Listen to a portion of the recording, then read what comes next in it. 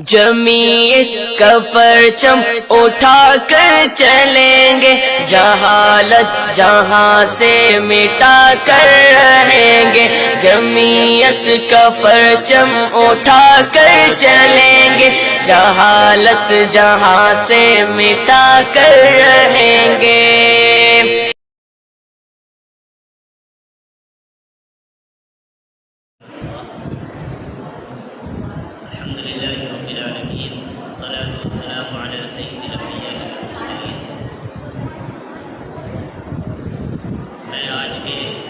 Programme کے منعقد کرنے کے لیے اہل بستی کو اور بالخصوص یہاں کی جمعیت علماء کامراج کو صمیم قلب اور دل کی گہرائیوں سے مبارکباد پیش کرتا ہوں، اور مزید اس لیے کہ آج کا یہ پروگرام انہوں نے تعلیم کی نسبت پر رکھا ہے۔ یہ خوشی کا مرحلہ ہے، اور اس پر مزید یہ کہ الحمدللہ ہمارے آج کے اس باوقار اسٹیج کو رونق بخشنے کے لیے ہمارے شیخ مرشد حضرت مفتی صاحب دعوت برکاتہ اسٹیج پر رونق افروز ہیں، اور اسی کے ساتھ ساتھ ملک ہندوستان کی نامور شخصیات جو کہ بستی کے اندر تشریف لا چکی ہیں، وہ بہت جلد اسٹیج پر یہاں تشریف لانے والے ہیں۔ یہ ایک پودا ہے جس کو ہمارے رفیق محترم جناب حافظ محمد منکشف صاحب نے لگایا ہے، اور آپ نے اس پودے کے لگانے کے اندر جو گڑھا کھودا جاتا ہے اور پودے کو اس کے اندر لگا کر کے مٹی ڈالی جاتی ہے تاکہ وہ تناور درخت بن جائے، تو آپ حضرات بالکل وہی مٹی اور کھاد ڈالنے والا کام قوم و ملت کے لیے کر رہے ہیں کہ آج یہ جمعیت اوپن اسکول کا افتتاح ہے۔ جمعیت کا ایک خواب ہے، اور یہ روز اول سے فکر رہی ہے کہ ہماری امت مسلمہ کا ہر فرد تعلیم سے دور نہ رہے، بلکہ تعلیم کے زیور سے ایسا آراستہ ہو جائے کہ اس کے اوپر جو جہالت کے لیے انگلی اٹھنے والی ہے کہ سب سے جاہل قوم مسلم ہے، یہ قوم جاہل نہ رہے، بلکہ یہ قوم ہر میدان کے اندر پڑھی لکھی شمار کی جانے لگے۔ دینی اعتبار سے بھی ہمارے اندر اتنا شعور ہو کہ حلال و حرام کے اندر ہم امتیاز کر سکیں، اسی طرح دنیاوی تعلیم کے اعتبار سے بھی ہمارے اندر اتنی صلاحیتیں موجود ہوں کہ ہم کسی روڈ پر کھڑے ہو کر کے، پلیٹ فارم پر کھڑے ہو کر کے کسی سے یہ نہ معلوم کریں کہ یہ بس کے اوپر لکھا ہوا کون سی جگہ کا نام ہے۔ ہمارے بچے آج افسوس ہوتا ہے ان لوگوں کے اوپر کے جو پلیٹ فارم پر جا کر کے اپنے ریزرویشن کا ٹکٹ بھی نہیں بھر سکتے، یا بس اسٹاپ پر جا کر کے ان کے اندر اتنا حوصلہ نہیں ہوتا کہ انکوائری سینٹر پر پہنچ کر کے وہ بسوں کی انکوائری کر سکے۔ تو جمعیت نے انہی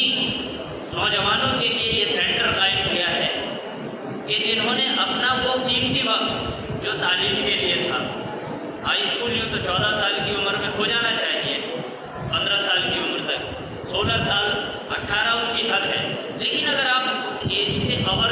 ہو گئے ہیں اور آپ کے اندر للک ہے کہ میں اپنی تعلیم کو جاری کر سکوں، تعلیم کے دھارے سے میں جڑ سکوں، تو آپ کے لیے نہ تو اس بات کی فاؤنڈیشن ہے کہ آپ صبح کے 9 بجے سے شام کے 4 بجے تک کنٹینیو کلاس میں رہیں، نہ اس بات کی فاؤنڈیشن ہے کہ آپ کو ڈیلی کلاس اٹینڈ کرنی ہے، نہ اس بات کی فاؤنڈیشن ہے کہ آپ اگر پڑھیں گے تو اپنے کاروبار کو نہیں دیکھ سکتے۔ بس صرف ضرورت اس بات کی ہے کہ ہمارے ضمیر کے اندر ایک زندہ دل پیدا ہو جائے، جسم کے اندر، کہ ہم میں پڑھنے کا جذبہ پیدا ہو جائے۔ تو اس کے لیے جمعیت نے صرف 1 گھنٹے کی کلاس چلائی ہے، وہ گھنٹے الگ الگ ہے، 11 سے 12 ہوتا ہے، جو دوپہر میں وقت دے سکتے ہیں، دوپہر میں نہیں دے سکتے، شام میں دے سکتے ہیں، تو 3 سے 4 بجے تک کی اس کے لیے ایوننگ کلاس رکھی ہے، اور اگر آپ شام میں بھی نہیں دے سکتے، نائٹ میں آپ کے پاس وقت ہے، تو عشاء کے بعد 9 سے 10 اس کے لیے الگ کلاسز وقت رکھا ہے، اور باقاعدہ اس کی مانیٹرنگ جو ہے وہ سینٹر سے کی جاتی ہیں مرکز سے، دہلی سے، اور وہیں سے ڈائریکٹ کلاسیں چلائی جاتی ہیں۔ یہاں کلاس کو ہینڈل کرنے کے لیے ایک ٹیچر متعین کیا جاتا ہے جو اس سبجیکٹ کو جاننے والا ہوتا ہے اور اس سبجیکٹ میں ہماری مدد کرتا ہے کہ اس کو اس طرح سے ہمیں حل کرنا ہے۔ الحمدللہ میں ابھی بیٹھ کر کے امروہہ کے ناصب محترم جناب حضرت حافظ محمد فرمان صاحب دامت برکاتہ تشریف فرما تھے۔ ہمارے قرب کے علاقے میں سب سے پہلے سینٹر نوگاوا کے اندر قائم ہوا، اس کا 1 سال مکمل ہو گیا، تو میں نے حضرت سے معلوم کیا کہ حضرت آپ کا جو سینٹر تھا اس سینٹر کی کارگزاری کیا ہے، اس کی پروگریس کیا ہوئی ہے، اس کے اندر کتنے بچوں نے شمولیت کی تھی اور کتنے کامیاب ہوئے۔ حضرت نے بتایا کہ 20 بچوں کا سینٹر ہوتا ہے اور 20 میں سے اکثر کامیاب ہو گئے ہیں، یعنی 18 یا 19 بچوں کو ہائی اسکول کا سرٹیفکیٹ انہیں مل چکا ہے۔ اس کے بعد وہ 11 کلاس کے اندر ایڈمیشن لے سکتے ہیں، 12 کر سکتے ہیں۔ یہ بھی جمعیت اوپن اسکول سے IOS کے اکارڈنگ آپ کر سکتے ہیں۔ انٹر کرنے کے بعد میں آپ اپنی گریجویشن کی تعلیم لے سکتے ہیں۔ تو تعلیم سے جڑنے کے لیے ہماری جمعیت نے ہمارے لیے اتنا سنہرا موقع دیا ہے۔ اب اگر اس سنہرے موقع کو بھی ہم اپنے ہاتھ سے